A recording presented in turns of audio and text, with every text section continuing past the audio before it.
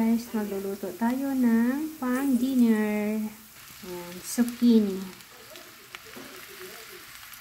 Ayan guys, malapit na siyang maluto ang ating torta di zucchini.